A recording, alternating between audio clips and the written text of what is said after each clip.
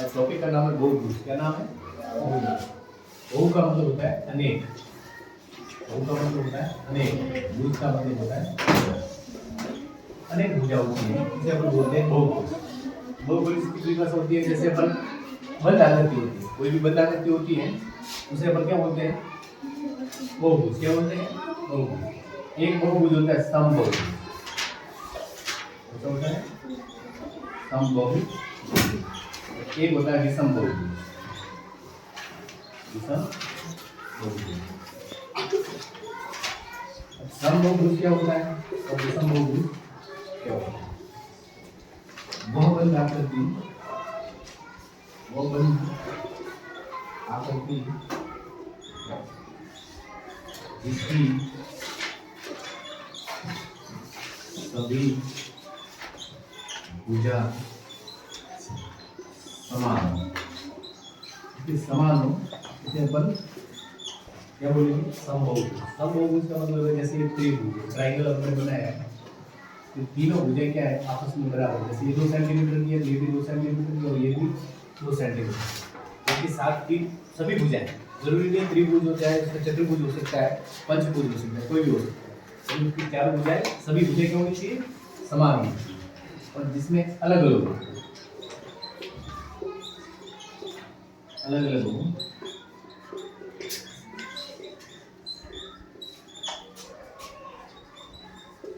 भुजाओं उसे अपन कहते हैं विषमबाहुभुज। विषमबाहुभुज का मतलब है जैसे ये ट्रायंगल दे रखा है, ये दे रखा है जैसे 3 का, ये 4 का, ये 2 का, तीनों भुजाएं अलग अलग है, तो उसे अपन बोलेंगे विषमबाहुभुज। फिर एक आता है अपने उत्तर बहुभुज।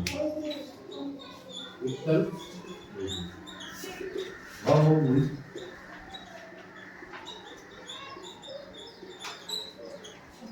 जिसके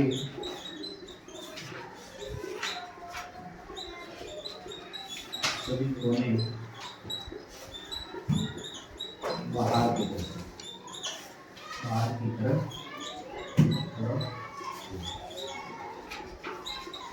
तो उसे अपन बोलेंगे उत्तर बहुभुज। मतलब जैसे कहने का मतलब है जैसे ये इसका कोना ये बाहर की तरफ है, इसका भी कोना ये बाहर की तरफ, इसका भी कोना ये बाहर की तरफ, जिसके कोने क्या बाहर की तरफ, उसे अपन कहेंगे उत्तर बहुभुज।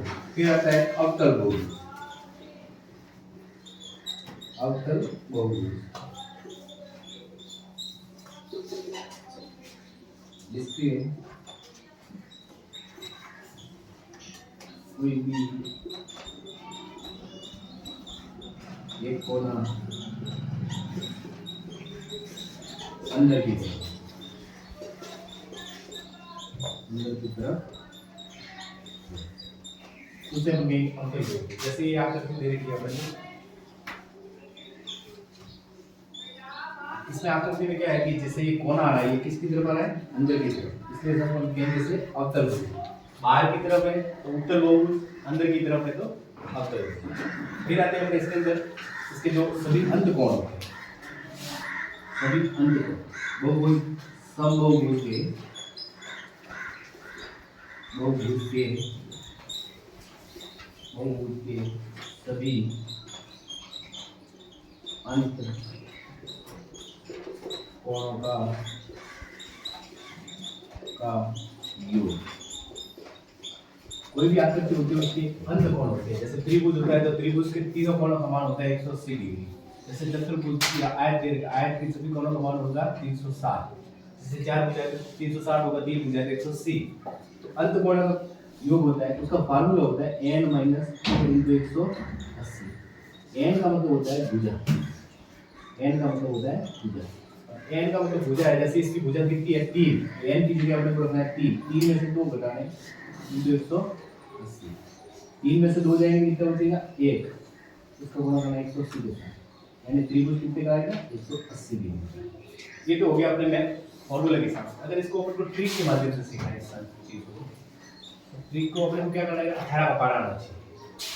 18 का अपने को पारा आएगा, 18 का पारा से अपन उस चीज को निकाल सकते हैं। इस 18 का पारा अपन बोलेंगे 108, 126, 144, 162, ये हो। अब जैसे एक आकृति होती है, एक लाइन होती है, उसके ये बंद आकृति नहीं, दो भुजा की होती है वो भी बंद आकृति नहीं होती। अपने को पता है बंद आकृति कौन सी होती है, तीन भुजा। तीन भुजाओं की तीनों तरफ से बंद होती है।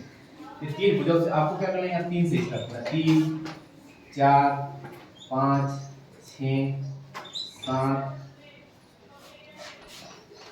6, ये हो गया 3 4 5 6 7 8 9 10 11 12। अब कुछ नहीं करना, आपको ये कितनी लिखनी है, एक दो को छोड़ के, क्योंकि एक और दो के बंद आकृति नहीं होती है, तीन होती है वो बंद आकृति होती है।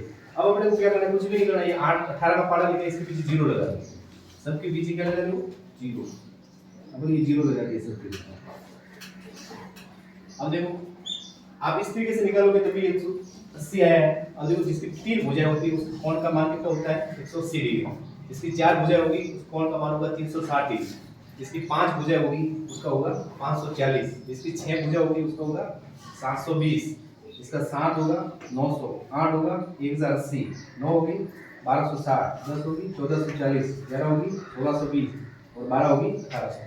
अब लोग 18 का पारा बोलना है। 18 का पारा बोल के अपने को स्टार्टिंग में एक और दो जो एक होता है और दो को छोड़ के फिर तीन से स्टार्ट करना है। जिसकी तीन भुजाएं होगी वो बंद आकृति कहलाती है। एक और दो होती है वो बंद आकृति नहीं होती। इस माध्यम से अपन क्या कर सकते हैं, इनके अपन कोण पता कर सकते हैं, या फिर आप ये फॉर्मूला लगा के भी आप लगा सकते हैं n-2 × 180। इस फॉर्मूले से भी अपन निकाल सकते हैं। जैसे अपने को निकालना है 7 भुजाओं का। अब 7 भुजाओं को अपने को यहाँ से इस फॉर्मूले से तो पता है कि 7 भुजा है भी उसका मान होगा 900 डिग्री। कितना होगा 900 डिग्री उसके अंत कोणों का मान। लेकिन इसको अपने फॉर्मूले के हिसाब से 7 कोण माने तो n की जगह 7 लिखे -2 × 180। अपने किया 7 में से 2 गए, 7 में से 2 गए तो बचे 5 × 180। अब 180 को अपन 5 से गुणा कर देंगे तो कितना होगा 18 पंजे 90 और पीछे 0 हो जाएगा। वही आंसर आ रहा है जो आप इस ट्रिक के माध्यम से करना है। ये आपको हो जाएगा 900 डिग्री। जो 7 भुजा होगी उसके मान कितना होगा सभी अंत कोणों का 900 डिग्री। ठीक है।